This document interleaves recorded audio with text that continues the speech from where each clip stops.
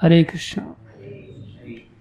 सभी भक्तों का, माताओं का हार्दिक अभिनंदन है, स्वागत है। गुरु वैष्णव की दया से जो कुछ कहें कृपा करके ध्यान से सुनिए। देखो,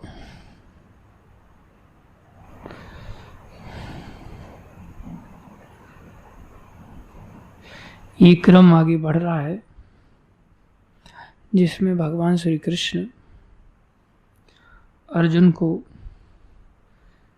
उपदेश दे रहे हैं कि तुम योगी बनो और योगी बन करके अपने इस मन से अपना उद्धार करवा लो। मन की सहायता लेकर के मन से क्या कर लो? उद्धार कर लो। मन को मित्र बना लो और नियंत्रित मन मित्र होता ही है, अनियंत्रित मन शत्रु होता है। आज हम सब जानते हैं कि हम सबका मन बहुत ही ज़्यादा अनियंत्रित है।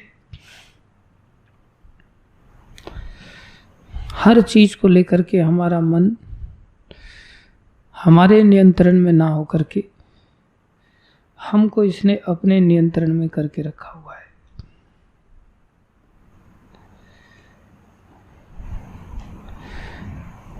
कितना नियंत्रण में करके रखा है? कोई भी क्रिया दिन की ऐसी नहीं है जिसमें कि मन हमें हावी होकर के नहीं सवार हो जाता। सत्संग में अभी बैठे हुए हैं, मन अभी कह दे कोई फायदा नहीं सत्संग में बैठने से, चलो उठ करके आराम करते हैं, तुरंत उठ के चले जाएंगे। थोड़ा सा ही बस इसको हलचल चाहिए होती, थोड़ा सा ही बहाना चाहिए होता है और उस बहाने की दलील ऐसी परिपक्वता के साथ प्रस्तुत करता है, क्या फायदा? खाने को लेकर के मन सवार रहता है। कहाँ आचार्य लोग पूर्व में मधुकरी मांग करके खा लेते थे और आज हम बढ़िया अपने हाथों से बना हुआ कई सारे व्यंजनों के साथ। कहाँ वो मधुकरी के लिए ऐसा नहीं कहते थे सब्जी नहीं दी आज आपने, और किसी ने दे दिया तो ऐसा कह सकते क्या रोज पत्ते गोभी की सब्जी बनती है क्या आपके यहाँ पर? आजकल तो मधुकरी भी विचित्र हो गई है मांगना। एक भक्त आया था यश यादव करके, रासोली में महाराज ने उसको भेजा तो महाराज कहते हैं कि तू एक काम कर, किसी भी सेंटर में भेजने से पहले तेरे को थोड़ी सी तपस्या करनी चाहिए। ठीक है महाराज, तपस्या करूँगा। तो तू एक काम कर, रासोली में चला जा। वहाँ तपस्या ऐसी है कि वहाँ बाथरूम नहीं है, वहाँ किचन वगैरह नहीं है, कोई स्टोर वगैरह नहीं जहाँ चीज़ों को स्टोर किया जा सके। मधुकरी मांग करके खाने वाला हिसाब किताब। तो वो मधुकरी मांगने के लिए खुद जाता और जा करके कहता माता जी मेरे को 1 लोटा दूध चाहिए। तो 1 लोटा दूध किसी के घर से मिल जाता। फिर कहता शाम को मैं आऊँगा, बाजरे की रोटी की इच्छा हो रही है, मैं मधुकरी मांगने आऊँगा। बाजरे की रोटी घी लगा करके आप बना करके रखना माता जी। तो घी लगा करके नया नया बाबा जी आए तो उन्होंने घी लगा करके बाजरे की रोटी बना के रख दिया। अब तो वो 2-4 घर उसने ऐसे चिन्हित कर लिए कि सब घरों में जा करके कल सुबह में माता जी इसकी सब्जी बनाना, शाम को माता जी पराठे बनाना, और मधुकरी मांग के लाना बंद कर दिया उसने। उसी घर में बैठ कर के खाता था, जा कर के राधे श्याम पहुंच जाना और बोला माता जी बन गया सब कुछ, ले आओ, वहीं बैठ के खाता था। स्थिति हो गई कि ब्रजवासी लोग मंदिर में आकर के पूछने लगे बाबा ये वाला बाबा जी कब जाएगा वापस? उसके वापसी का पूछने लग गए।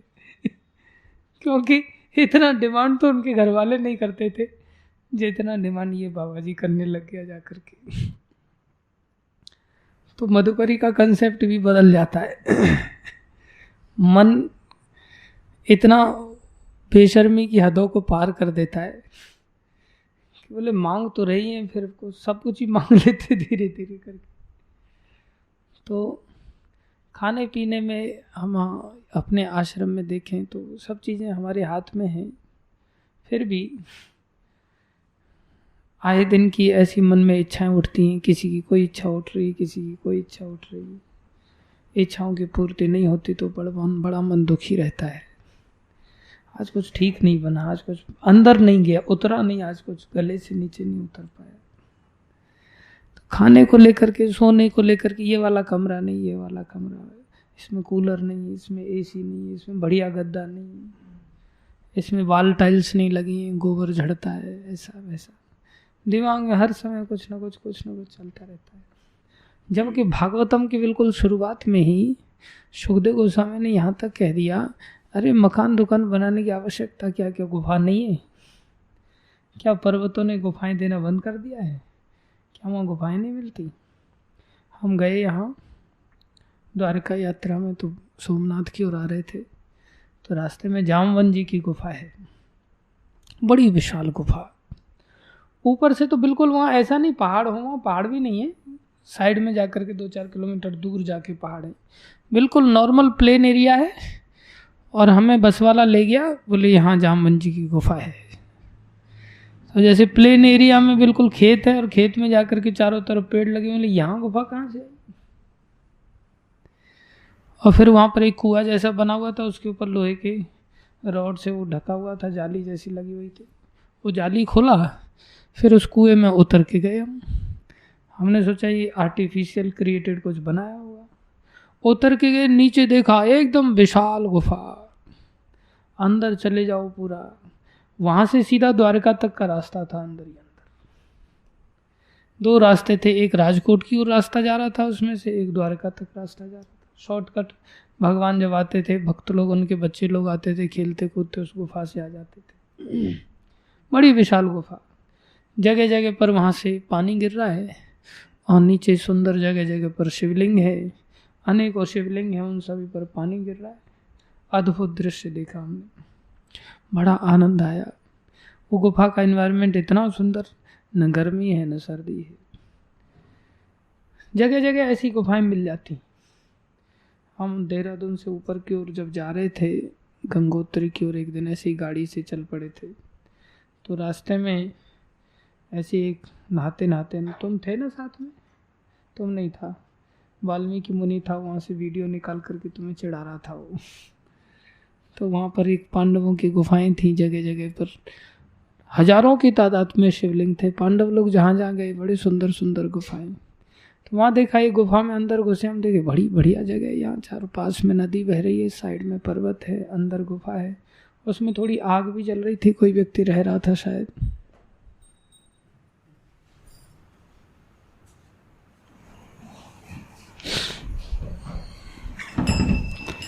तो बहुत सुंदर गुफा। सोचा कि यार कभी ज़्यादा ही परेशान हो जाए मेंटली तो यहाँ आ जाएंगे और एकांत में आकर के यहाँ पर फिर थोड़ा भजन किया करेंगे। तो आचार्य कहते हैं, सुखदेव गोस्वामी कह रहे हैं कि क्या गुफा नहीं है जो मकान दुकान की आवश्यकता पड़ती है? क्या पत्ते नहीं है, पेड़ों ने पत्ते और छाल देना बंद कर दिया जो भूखे मरने के लिए आप चिंता करते हो? पत्ते खा करके भी रह सकते हैं। क्या नदियों ने जल देना बंद कर दिया कि जीवन जीने के लिए संसार में इधर उधर अलग अलग प्रकार के जूस पीने की इच्छाएं होती हैं? जो जल पियो उसी से तृप्त हो जाओ और अपने आप को योग में लगा लो। बोले गुफा में जाएंगे और वहां सांप आ गया तो सांप नहीं काट लेगा? सुखदेव गोस्वामी कहते हैं, क्या भगवान रक्षा करने के लिए अभी रक्षा करना छोड़ दिया है क्या? उन्होंने अभी वो भक्त वत्सल नहीं रहे क्या? वो रक्षा नहीं करेंगे क्या? सांप आदि से, हिंसक आदि जानवर से रक्षा करेंगे, इसलिए चिंता करने की आवश्यकता नहीं है। इतनी ऊंची अवस्था का पहले ही भागवतम में दूसरे स्कंद में वर्णन किया है बड़े विस्तार से, कि इस प्रकार से निष्प्रहा होकर के व्यक्ति को योगी बनना चाहिए, उसको अपने जीवन को योग मार्ग में लगाना चाहिए, भगवत प्राप्ति में लगाना चाहिए। वैसे भी कल चल के कुत्ता बनेंगे तो ऐसे तो भटकना होगा, कौन सा कपड़ा मकान दुकान आदि का व्यवस्था करके चल सकते हैं, फिर तो अनादिकाल तक ऐसा होगा। लेकिन आज की स्थिति ऐसी हमारी कि मन इतना हावी है ना, भजन के लिए कोई इच्छा व्यक्त नहीं करता, बाकी सारी इच्छाएं दुनिया भर के अंदर भरी पड़ी रहती, भक्ति के लिए कुछ नहीं कर पाता। तो ऐसी स्थिति वाला जो मन है और उसको इतनी ऊंचाई तक अगर लेके जाना है तो कैसे लेकर के जाएंगे? उसके लिए एक क्रम बताया है कि आप इसे सबसे पहला काम करो। उद्धार के लिए आपकी चेतना ऐसी बन जाएगी, जब मन शुद्ध हो जाएगा, उसके लक्षण भी बताए। लेकिन ऐसा होगा कैसे? उसको करने के लिए कहीं से शुरुआत करनी पड़ेगी। तो शुरुआत के लिए क्या कह रहे हैं? पहले शुरुआत करो, सबसे पहला शुचौ उद्देश्य, किसी पवित्र स्थान पर चले जाओ। सबसे पहला काम क्या करो? पवित्र स्थान पर चले जाओ। अब देखो, पवित्र स्थान, भगवान का धाम जो नित्य धाम है वो सबसे पवित्र है, और वहाँ का जो लीलाएं हैं वो भक्ति मार्ग की पराकाष्ठा की स्थिति है। आध्यात्मिक जगत का सबसे ऊंचा स्तर कहाँ पाया जाता है? गोलोक वृंदावन धाम में। आध्यात्मिक रस का आदान प्रदान क्या ब्रह्म ज्योति में पाया जा सकता है उस स्तर का? नहीं। वैकुंठ में पाया जा सकता है, अयोध्या में भी नहीं है, द्वारका में भी नहीं है, मथुरा में भी नहीं। कहाँ है? वृंदावन धाम में, गोलोक वृंदावन, जहाँ भगवान इतना आदान प्रदान करते हैं। वही आदान प्रदान भगवान इस धाम में करते हैं, वही आदान प्रदान यहां भी होता है। लेकिन उस धाम में किसी पतित व्यक्ति का प्रवेश नहीं है, और ये धाम में भगवान की दया के कारण कितना भी कोई पतित हो प्रवेश पा सकता है। जरासंध आदि का प्रवेश हुआ है, कंस आदि का प्रवेश हुआ है, कालिया नाग का प्रवेश हुआ है, अघासुर आदि का प्रवेश हुआ है, बकासुर आदि का प्रवेश हुआ है, पूतना का प्रवेश हुआ है, तृणावर्त का प्रवेश हुआ है, केशी का प्रवेश हुआ है। और इन लोगों को धाम अपराध भी नहीं लगा। क्यों? बोले धाम अपराध लगते हैं, लेकिन धाम में वास करने से ही नष्ट हो जाते हैं। धाम में ही अगर आश्रय निष्ठा से अगर रहा जाए तो धाम अपराध भी धाम के आश्रय से ही नष्ट हो जाते। जैसे नाम अपराध नाम के आश्रय से ही नष्ट हो जाते। लोगों को पता नहीं, लोग सोचते धाम में जाएंगे तो अपराध हो जाएंगे। नहीं, ये धाम इतना शक्तिशाली है कि ये धाम में जो लीलाएं घटित हो रही हैं, हम उससे दूर नहीं है। हम उन लीलाओं का कुछ ना कुछ प्रभाव तो हमारे ऊपर पड़ेगा कि नहीं पड़ेगा। ये धाम तो अपना प्रकाश दे ही रहा है। जो धाम का प्रेम का प्रभाव है, जो आध्यात्मिक जगत में है, वही प्रेम का प्रभाव तो यहां भी देगा। लेकिन अब हमें लेना है ना। अगर हम किसी अन्यत्र जगह पर जाते हैं जहां दुष्प्रभाव है और हम खुद भी पतित हैं, तब क्या होगा? कितना कठिन हो जाएगा हमारे लिए। और वो धाम के जिसमें के साधारण प्रभाव नहीं है, टॉप मोस्ट प्रभाव दे रहा है। और देखो, भगवान ने सबको उद्धार किया, सभी राक्षसों का उद्धार किया। तो हमें उद्धार नहीं प्राप्त होगा इस धाम में अगर वास करने को मिल जाए। धाम अपराध का भी कोई टेंशन नहीं, सिर्फ वास निष्ठा से किया जाए, ये शुरुआत है। कहीं ना कहीं कुछ ना करने के लिए सबसे पहला काम क्या करेंगे? कहीं ना कहीं रहेंगे ना जाकर के। तो रहने को लेकर के भगवान ने सबसे पहले दिशा निर्देश दिया। क्या कह रहे हैं भगवान? शुचौ देशे, किसी पवित्र स्थान में चले जाओ। और पवित्र में भी टॉप मोस्ट पवित्र कौन सा है? गोलोक वृंदावन धाम, यहाँ आकर के पड़ जाओ, मर जाओ, गिर जाओ, इसका प्रभाव अपने आप एक न एक दिन होगा। फिर क्या कह रहे हैं, अब यहां पर भी कुछ दिशा निर्देश हैं। क्या कह रहे हैं, स्थिरम आसनम आत्मनम, थोड़ा सा बैठना सीखो, आसन जमाना सीखो। जैसे गुरु महाराज हैं, आसन जमा लेते, महाराज बैठ गए वृंदावन में, जप कर रहे हैं, और महाराज के ध्यान रखने वाले भी उनके सेवक होते हैं। तो कुंती माता जी थोड़ा ध्यान रखती हैं कि भाई माता महाराज को थोड़ा रेस्ट भी मिलना चाहिए। तो महाराज को आकर के कहती, महाराज आप रेस्ट कर लीजिए। महाराज कहते हैं थोड़ा सा जप कर लो, फिर रेस्ट कर लूँगा, बस थोड़ी देर जप कर लेता हूँ, फिर रेस्ट कर लेता हूँ। और वो जो थोड़ी देर है ना, उसकी कोई लिमिट नहीं।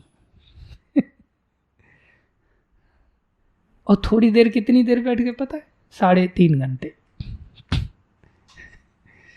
बैठे बैठे बैठे बैठे, बस थोड़ी सी माला और बची, बस थोड़ी सी माला और बची। हमें कोई गलती से भी ऐसे कह दे ना, बहुत देर होगी आप रेस्ट कर लीजिए, किसी और को भी बोला जाएगा ना रेस्ट के लिए, तो उठ के पहले हम चलने लग जाएंगे, बोले हमें बोला गया लगता है ऐसा रेस्ट करने। सिर्फ थोड़ी सी हवा चाहिए रेस्ट करने के लिए। और गुरु महाराज कह रहे थोड़ा सा जप कर लो। चतुर्मास में पुरुषोत्तम मास चल रहा है, महाराज बैठ करके जप कर रहे हैं, और फिर महाराज थोड़ा सा ऐसे ले करके लेट गए थोड़ी देर के लिए। लेट गए तो माता आई, तो मैं भी बैठा हूँ। माता कहती, महाराज ये माला आप खोल के रख के रेस्ट कीजिए, माला रख दीजिए। अरे भले मानसो, माला तो मत छुड़वाओ कम से कम मेरे जीवन में। अरे जीते जी कम से कम माला तो मत छुड़वाओ मेरे से, माला मेरे हाथ में ही रहने दो। तो कैसी उनकी वृत्ति है, इसलिए वो योगी हैं। हम केवल कपड़ाधारी योगी हैं, भोगी हैं, लेकिन वो योगी हैं। क्या कह रहे हैं वो, शुचौ देशे प्रतिष्ठाप्य, पवित्र स्थान पे जाओ, वहां जाकर के स्थापित हो जाओ। स्थिरम आसनम आत्मनः, आसन जमाना सीखो, थोड़ा सा बैठना सीखो। वो भी कैसे, स्थिरता के साथ, विक्षेप के साथ नहीं। शारीरिक क्रियाओं को, अन्य क्रियाओं को रोकना सीखना चाहिए। ये नहीं कि बैठे बैठे खाली जमीन ही को रेत रहे हैं, चटाई में से धागे निकाल रहे हैं, आसन का ही नीचे से निकाल करके धागे निकाल के आसन को ही फाड़ने लग गए। तो ऐसी चंचलता है, बैठे हुए कभी किसी दूसरे को देख रहे हैं, उसके पास में जाकर के बैठ गए, और फिर उसके साथ नए नए मुद्दे की बातें चालू हो गई। कुछ लोग ऐसे होते हैं कि जिनके पास बैठ गए ना, आप 1 घंटा भी बैठ गए ना, तो भी आपकी आधी माला भी नहीं होगी। ऐसा प्रताप होता है उन लोगों का कि बस पास में बैठ जाओ, फिर माला नहीं हो सकती। बात में बात ऐसी निकल के आ जाती है। कम से कम सुबह के समय में तो कोई प्लानिंग वगैरह सब साइड में करके बैठना चाहिए। सुबह के समय में बैठ करके अच्छी तरह से जप करने की पूरा चेष्टा करना चाहिए। क्या कह रहे हैं भगवान, स्थिरम आसनम आत्मनः, दृढ़ता के साथ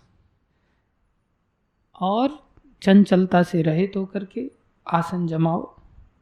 फिर उसके बाद आसन भी कैसा होना चाहिए, न अति उच्छ्रितम न अति नीचम, बहुत ज़्यादा ऊंचा भी आसन मत जमाओ जिससे कि ऐसी अहंकार वृत्ति पैदा हो जाए कि देखो हम इतने ऊंचे सिंहासन पे बैठे हुए। बहुत ज़्यादा नीचा भी मत जमाओ कि कोई भी कीड़ा करकट वगैरह आकर के सीधा बिल समझ करके आपके पास ही पहुंच जाए। ना आसन ऊंचा होना चाहिए, ना अधिक नीचा होना चाहिए। दूसरे शब्दों में, न तो भगवान के अंदर अल्टर में ही घुसना चाहिए, ना हॉल से बाहर ही जाना चाहिए। ना तो बहुत ज़्यादा अहंकार का प्रतिबिंब बनना चाहिए जीवन में, ना ही बहुत ही ज़्यादा विनम्रता प्रदर्शित करनी चाहिए। जैसे बोला जाए वैसे चलने का अभ्यास करने का प्रयास करना चाहिए। फिर कह रहे हैं चैल अजिन, अर्थात चैल माने कपड़ा होना चाहिए, अजिन माने मुलायम होना चाहिए। आसन थोड़ा सा ऐसा हो कि बैठते ही एकदम पत्थर की तरह ना हो कि पैर ही अकड़ जाए, थोड़ा कोमल हो तो अच्छा है, जिससे कि बैठने में लंबे समय में ज़्यादा समस्या ना हो। जैसे तैसे भी हो ऐसे बैठना सीखो। पहले जाओ, धाम में जाओ, वास करो, और फिर वहाँ बैठना सीखो। फिर तत्रैकाग्रम मनः कृत्वा, मन को एक वस्तु पर एकाग्र करना सीखो। मन एकाग्र आसानी से होता नहीं। इसके लिए जितने भी आचार्य लोग आए इस धाम में, उन सभी को उनके पूर्ववर्ती आचार्यों ने एक विग्रह बना करके दिया। इससे क्या होगा, मन तुम्हारा जो चंचल है वो क्या हो जाएगा, एकाग्र हो जाएगा। बड़ी सहजता से भगवान की श्री विग्रह दिए, वो भी कितने सुंदर सुंदर। हमारे विग्रह देखो कितने सुंदर है, और राम प्रभु और ज़्यादा सुंदरता भगवान की प्रकट करते हैं सेवा के द्वारा। कितने सुंदर है ना भगवान की विग्रह। अब सबके व्यक्तिगत विग्रह ही हो ऐसा जरूरी नहीं है। देहरादून में एक व्यक्ति कहता है, प्रभु जी जब से घर में कुत्ता आया ना तब से घर में शांति हो गई। बहुत कलह होता था घर में, मेरे से रहा नहीं। मतलब भाई ऐसा कौन सा विशेष कुत्ता तुम नस्ल का लेकर के आए कि जिससे शांति हो गई? कुत्ते तो अपने आप में ही भौंकते हैं। बोले प्रभु जी जब से कुत्ता है ना, सबका चार्ट बना करके लगा दिया है। इतने बजे इसको बिस्किट खिलाना है तूने, इतने बजे तूने नहलाना है, इतने बजे तूने कपड़े पहनाने, इतने बजे तूने इसको सुलाने लेकर के जाना है, इतने बजे तूने टहलाने लेके जाना है, इतने बजे इसको गाड़ी की राइडिंग करानी है, इतने बजे तेरे को इसका मसाज करना है। पूरा बोले लिस्ट बना करके रखा हुआ है। और गर्म कपड़े अलग पहनाए जाते हैं, नॉर्मल कपड़े अलग पहनाए जाते हैं। बोले उसके कारण क्या हो गया, सबका मन रात दिन बोले कुत्ते में लगा रहता है। तो मन क्या हो गया, एकाग्र हो गया। क्या हो गया, एकाग्र हो गया। बहुत शांति का अनुभव कर रहे हैं प्रभु जी घर में। जब एक कुत्ता इतना एकाग्र कर सकता है तो भगवान का श्री विग्रह में अगर सेवा किया जाए तो कितना जल्दी प्रेम उत्पन्न हो जाता है। भगवान की विग्रह सेवा में बहुत जल्दी प्रेम उत्पन्न, बहुत जल्दी अपनत्व आ जाता है। कोई कुछ दिन करके देखे विग्रह सेवा, बड़ा अच्छा लगता है। इसलिए विग्रह सेवा नहीं कर सकते तो वो सारा मंदिर उन्हीं का है, तो सारे मंदिर के प्रति थोड़ी सी उस प्रकार से सेवा किया जाए, सारे मंदिर के प्रति एकाग्र बन जाए हम कि मंदिर भगवान का है। अब देखो भगवान का घर है। भगवान मतलब साधारण नहीं भाई, मुख्यमंत्री, प्रधानमंत्री, देवराज, इंद्र, ब्रह्मा आदि कोई नहीं इनके बराबरी कर सकता, कितने महान है। और वो भगवान का घर है। उनके घर में कोई अतिथि मिलने के लिए आ रहा है, उनके दर्शन करने के लिए आ रहा है, तो किसका आदमी है वो, किसका आदमी है, भगवान का आदमी है। और भगवान के दरबार में दर्शन करने के लिए आ रहा है, और उसको कोई अटेंड करने के लिए नहीं है। उसको कैसे अटेंड करना चाहिए, वो भगवान का व्यक्ति है, उसको कैसे बढ़िया संतुष्ट करके प्रसाद आदि खिला करके भेजा जाए, उसके लिए तुरंत कैसे प्रसाद के लिए अलर्ट होकर के बनाने के लिए तत्पर हो जाए अगर प्रसाद खत्म हो जाए। लेकिन जब हम सिर्फ भगवान के पास इस आश्रय से रहेंगे कि हमें बस पेट भरने को यहाँ मिल जाए, सोने को मिल जाए, भगवान की ओर से खाने को मिल जाए, तो ये योगियों के लक्षण थोड़ी। फिर कैसे भक्ति में ऐसी अनुभूति प्राप्त कर सकते हैं। उसके लिए अंदर से कम ग्लानि हो, अंदर से ऐसी घृणा हो कि मैं कुछ कर क्यों नहीं पा रहा हूँ, इतना चारों तरफ गंदगी फैला हुआ है, मैं झाड़ू लगा सकता हूँ, कुछ ऐसा कर सकता हूँ। ये भगवान का दरबार है, चारों तरफ सारा मंदिर ही, सारा प्रीमाइसेस खाली है नहीं, अल्टर का ही एरिया भगवान का ही घर है, सर्वत्र ही भगवान का घर है, इसको मैं किस प्रकार से अपलिफ्ट करूं जिससे कि भगवान प्रसन्न हो जाए। और भगवान प्रसन्न नहीं होते, भगवान की प्रसन्नता का अनुभूति कैसे पता चलता है, जब भगवान के प्रतिनिधि गुरु प्रसन्न हो जाते हैं। अब गुरु जी आए, गुरु जी ने देखा अल्टर बहुत बढ़िया है और चारों तरफ एकदम कबाड़ा फैला हुआ है, तो गुरु जी प्रसन्न होंगे, दुखी होंगे? और जब देखते हैं कि हाँ बहुत अच्छा हो गया, तब गुरु जी क्या होंगे? प्रसन्न हो जाएंगे। गुरु जी प्रसन्न हो गए, अपने आप ही आशीर्वाद प्राप्त हो जाए। इसलिए क्या करना पड़ेगा? एकाग्र कृत्वा मनम तत्रई एकाग्रम मनः कृत्वा। मन को क्या करना चाहिए? एकाग्र करना चाहिए। कैसे एकाग्र होगा? एकाग्र का कोई ऑब्जेक्ट होगा जिसमें श्री विग्रह है, मंदिर है, भगवान के भक्त लोग हैं, यात्री लोग हैं, गौ माता है। इन सब चीज़ों में पूरी तरह से मन को क्या करना चाहिए? लगा देना चाहिए। और मन को अगर भटकाना है तो क्या उपाय है? सबके पास एंड्रॉयड 5G के पास साथ में मोबाइल दे देना चाहिए, बढ़िया डाटा के साथ। और बस पागल ऐसा संसार, रात को 12 बज जाए, 1 बज जाए, 2 बज जाए, बस मोबाइल में घुसे रहो। मन क्या होगा? एकाग्र हो जाएगा? कभी एकाग्र नहीं हो सकता। मोबाइल का त्याग करके मन को एकाग्र करना होगा। यत चित्त इंद्रिय क्रिया, अर्थात बोले केवल मन ही नहीं, इंद्रियों को और कर्मों को। यत चित्ते, चित्त भी आ गया, इंद्रिय भी आ गया और क्रियाएं भी आ गई, कर्म भी आ गए। ये कैसे होने चाहिए? एकाग्रम। ये सब चीजें एकाग्र होनी चाहिए। चित्त भी भगवान में लगे, इंद्रियां भी भगवान में लगे और क्रियाएं भी, हमारे कार्य भी भगवत में हों। उपविश्यासने, उपविश्य अर्थात बैठ करके, आसने मतलब आसन पर। इस प्रकार से जब बैठ करके आसन पर क्या करेंगे? युंजात, लग जाए कोई व्यक्ति, अभ्यास करे। किसमें? योगम, योग में लग जाए।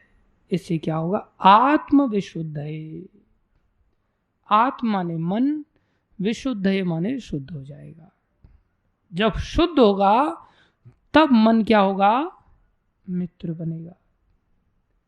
और जब मित्र बनेगा तब मन आज्ञा का पालन करेगा। उससे पहले मन क्या करेगा? अपनी आज्ञा का पालन करवाएगा।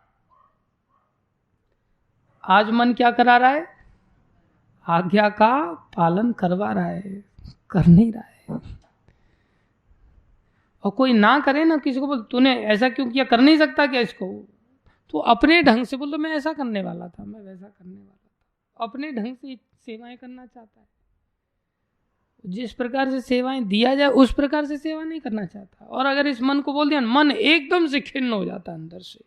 और मन खिन्न हुआ नहीं, सारी इंद्रियां लुंज पुंज हो जाती हैं उसकी एकदम से।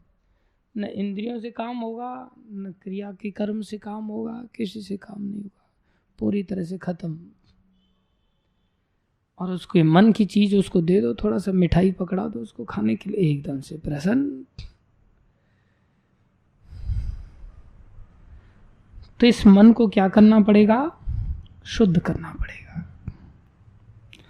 अब इस शुद्धि के उपाय में बोले मन को एकाग्र करो। किस बिंदु पर एकाग्र करें?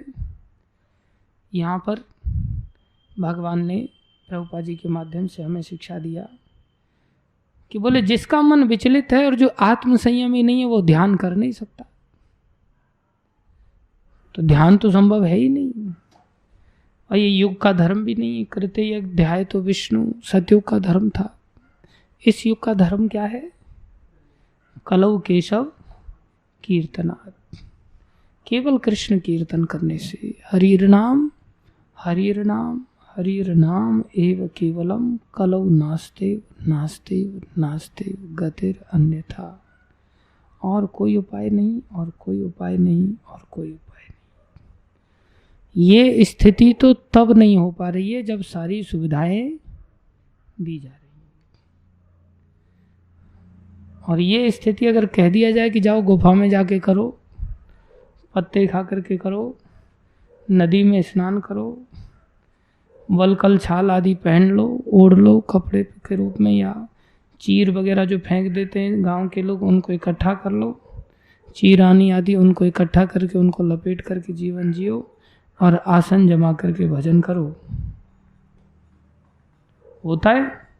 उस समय हो पाएगा जब ऐसी सुविधाओं के साथ भी नहीं हो पा रहा है। तो आचार्यों ने कितनी दया किया है हम सभी को योगी बनाने के लिए। इसमें सारा रोल मन का ही है। और ये मन एकदम से ऐसा नहीं होगा, इसको लगाना पड़ेगा केवल इसी हरि नाम में। हरे कृष्ण कृष्ण कृष्ण हरे हरे, हरे राम राम राम। होगा जरूर। देखो रुक्मिणी माता ने क्या किया, केवल भगवान की लीलाओं का श्रवण ही तो किया नारद जी से। तो अगर श्रवण किया जाए, रात दिन पढ़ा जाए, अध्ययन किया जाए और नाम उच्चारण किया जाए और नाम को कानों से सुना जाए, इतना तो जोर से बोलना चाहिए कम से कम कि नाम हमारा हमें खुद को सुनाई दे। उसके लिए बेस्ट है प्रभुपाद जी का, अगर जब साथ में चालू हो जाता है तो एकदम से लय बन जाती है उस नाम की। हरे कृष्ण। तो हमें थोड़ा सा ऐसा प्रयास करना पड़ेगा। धाम में हमें मिलने की बास मिली गया है गुरु वैष्णव की दया से, ये भी बहुत दुर्लभ होता है। बहुत झंझट इतने सारे होते हैं धाम तक पहुंचने के लिए, कितने बड़े संघर्ष होते लोगों को। संसार से आदमी निकल जाएगा प्राण छोड़ करके, तब घर वालों को, संसारी लोगों को कोई दिक्कत नहीं कि ये कैसे चला गया। तब कोई यमराज से लड़ने के लिए नहीं जाता, कुछ नहीं करने जाता। लेकिन अगर कोई धाम में आ जाए संसार छोड़ करके, तो लोग एकदम से धाम में उठा करके ले जाएं उसको, बस करें। इसलिए ये भी भगवान की विशेष कृपा है कि हमें धाम तक पहुंचा दिया है। बस थोड़ा सा आसन जमाने का अभ्यास करना है और थोड़ा सा अभ्यास करना है, बार बार बार बार। धन्यवाद सभी भक्तों का। कोई प्रश्न किसी का?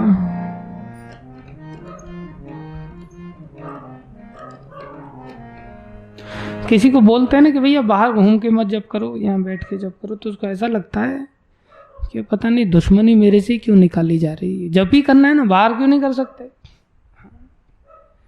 उसको ऐसा लगता, अरे भगवान कह रहे हैं आसन जमा करके बैठ करके जप करना सीखो भाई, तुम्हारा ही लाभ होगा।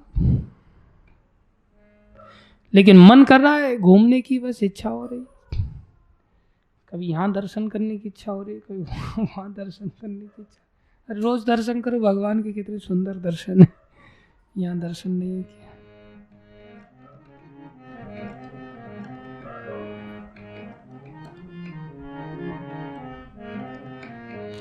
अंधेरे का लाभ उठा के कोई सोना नहीं। हाँ,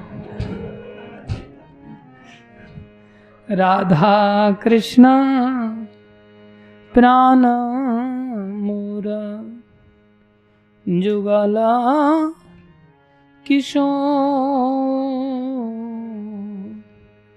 राधा कृष्ण प्राण मोर।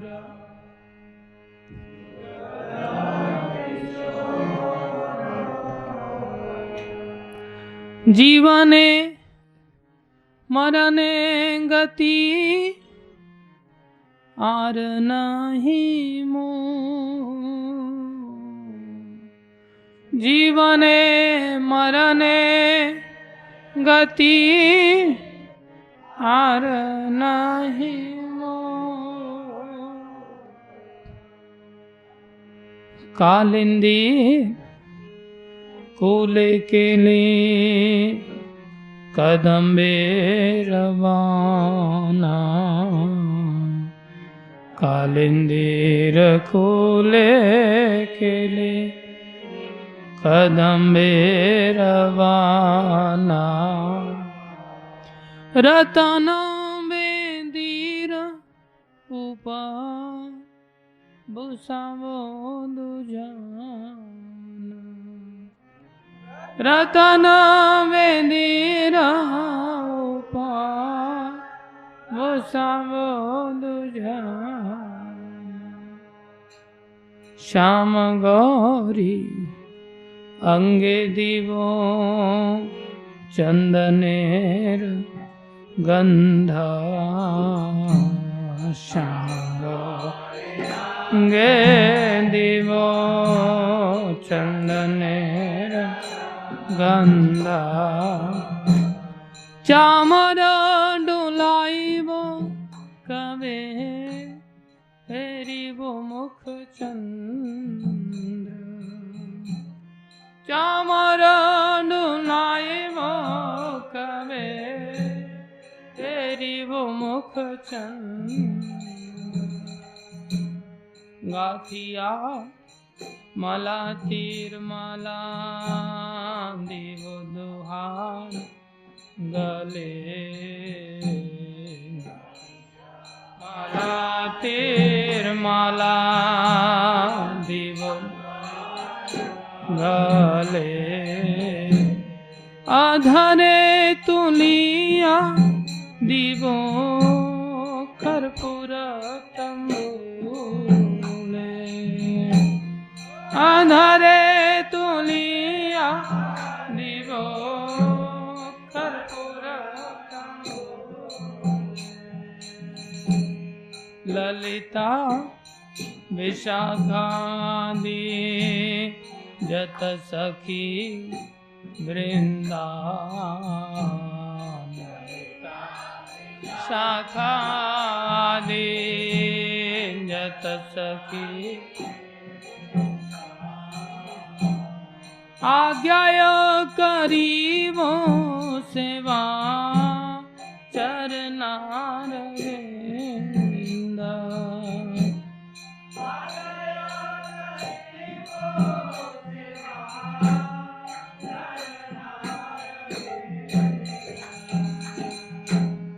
श्री कृष्ण चैतन्य प्रभु दासिरनु दास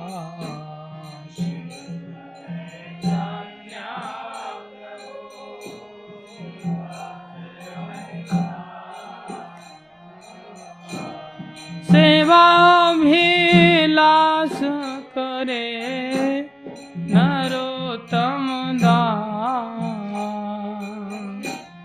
सेवा अभिलाष करे नरोत्तम दास राधा कृष्ण प्राण मोरा युगल किशोर राधा कृष्ण प्राण युगल किशोर जय राधा कृष्ण जय राधा कृष्ण जय राधा जय श्री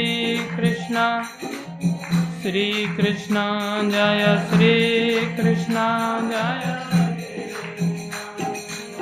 हरे कृष्ण कृष्ण कृष्ण हरे हरे हरे राम राम राम हरे हरे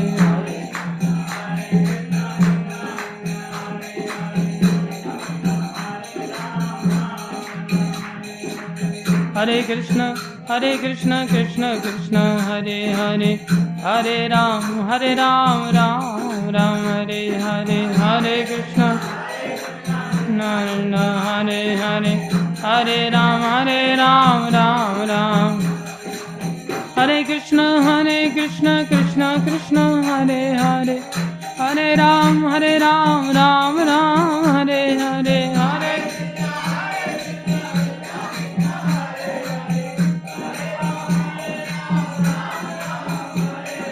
हरे कृष्ण कृष्ण कृष्ण हरे हरे, हरे राम राम राम हरे हरे, हरे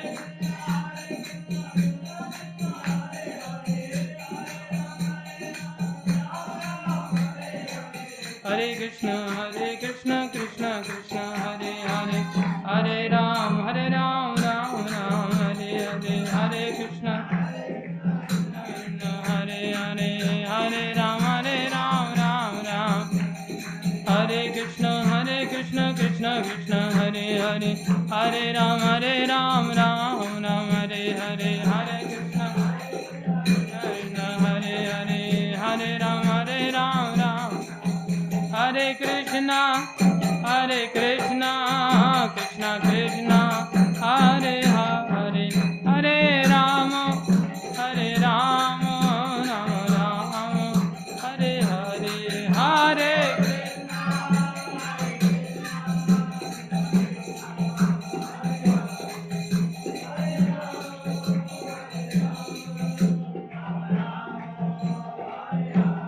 निताई गौर हरि वो, हरि वो, हरि वो, हरि वो, निताई गौर हरि वो,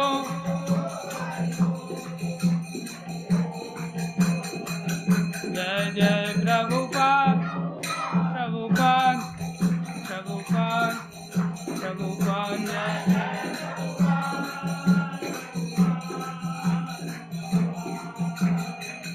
जय जय गुरुदेव गुरुदेव गुरुदेव गुरुदेव, जय जय गुरुदेव।